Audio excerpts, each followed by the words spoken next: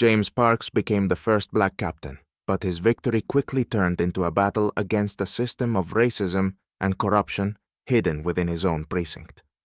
Colleagues laugh in his face, but when he uncovers their dark secrets, the game changes.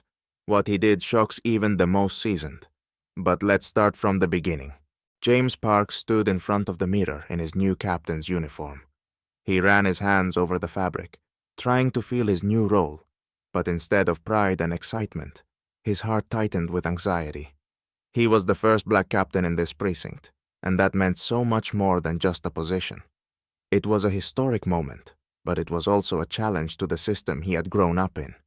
He knew that now every move he made would be under a microscope, not just from his colleagues, but from the entire department. The system he was supposed to lead was far from perfect. As he entered the building, the familiar smell of old wood and paper greeted him with a comforting sense of nostalgia. But something in the atmosphere shifted the moment he crossed the precinct doors. Suddenly, it was silent. A few officers standing in the hallway exchanged looks, their faces revealing discontent and subtle wariness. James felt the weight of all the stares that had been hidden behind his back. He was prepared for this, but his heart still raced. The first to greet him was Matt Davis, the senior officer who had always been the center of attention. White with a smirk that seemed etched into his face, Matt was the symbol of the old guard. His words alone were not as important as the attitude behind them. That was what was terrifying. Matt looked James up and down, and his eyes immediately filled with mockery. "Well, well, look at this," he said loudly, dripping with sarcasm. "A black captain. Must be a mistake, right? Are we going too far now?"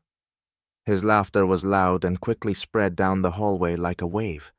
James could feel his muscles tense, but he knew that responding would only make things worse. He silently extended his hand, hoping for at least the slightest acknowledgement. But Matt turned away. The situation was clear. This wasn't just a meeting, it was an open challenge. But James didn't reply. He knew his real battle wouldn't begin here, or with such provocations. He walked through the precinct, ignoring the taunts that followed him. As he moved through the corridors, his mind was flooded with memories of past days, of the struggles, of how, as a black teenager, he had faced a system that often humiliated and isolated him. But he couldn't afford to dwell on the past. His focus had to be on his work. James had come here with a mission, and that mission wasn't to give up. Entering his office, he sat at the desk and surveyed the room. This was his space, but he knew that now he had to do more than just perform his duties. He had to change everything: the system, the attitudes of the people, and the precinct itself. He had to fight corruption, racism, and systemic injustice. His journey was just beginning. On the second day of his appointment, James felt the situation intensify. Officers who had once treated him with polite curiosity now openly showed their aggression.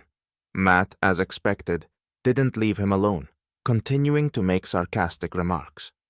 James tried to focus on his duties, but it was hard when even his own team seemed to be turning against him. One after another, complaints from employees started to roll in. Some were about corruption, others about suspected violations of citizens' rights. James knew this wasn't just a series of isolated incidents. He understood that the police precinct wasn't just a workplace, it was a microcosm of society, where hidden but dangerous prejudices thrived. He couldn't just ignore them. At this point, he made a decision. He needed to conduct an internal investigation. He announced an immediate review of all unresolved cases and offered employees an anonymous form to submit complaints about their colleagues. But with each passing day, the situation only got worse. Matt and his supporters made it clear they didn't believe in change. Once again, when James held a morning meeting with the team, Matt couldn't hold back. "Maybe you, Captain, can tell us how you plan to deal with this order," he said with a voice full of mockery. "Or are you going to do it your way?" When James stood before them, his gaze was firm and resolute. "This order has been broken for a long time. I'm here to fix it," he responded, his voice unwavering. Matt snorted, but James knew that every step he took now mattered. He had to act with calm resolve. His journey wouldn't be easy, but James always believed he was the one who could help change the system. Even in the toughest moments, he found support at home.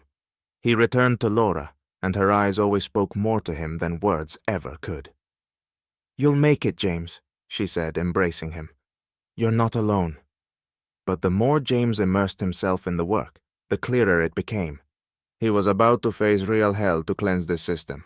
By the third day, despite all the trials, James dove deeper into his work.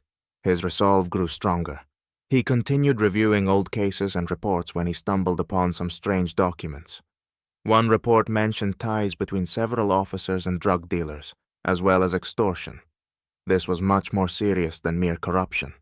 This was organized crime, hidden behind the facade of law enforcement. When James discovered that Matt was involved, his heart sank. But he couldn't stop. He had to act. That evening, sitting in his office, James meticulously reviewed all the data.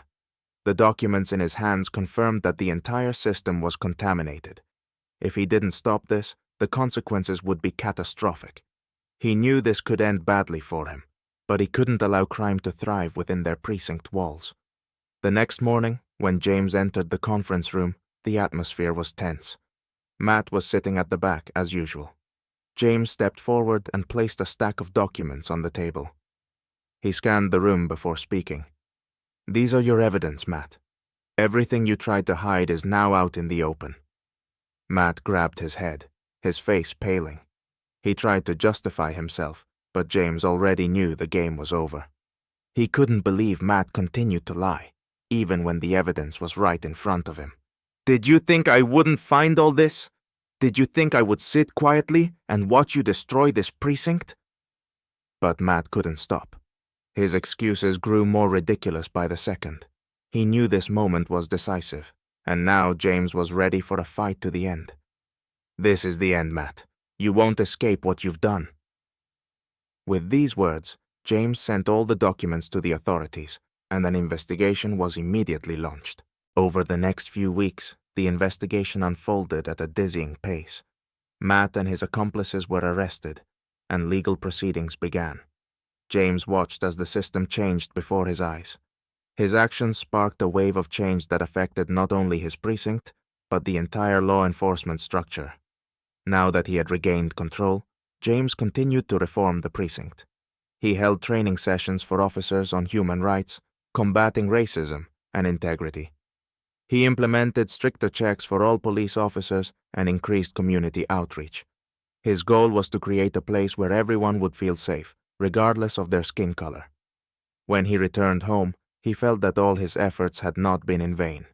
Laura greeted him with a smile and a question. "Are you proud of yourself?" James looked at her, and in his eyes was both pride and fatigue. "We did it," he said. "This is just the beginning."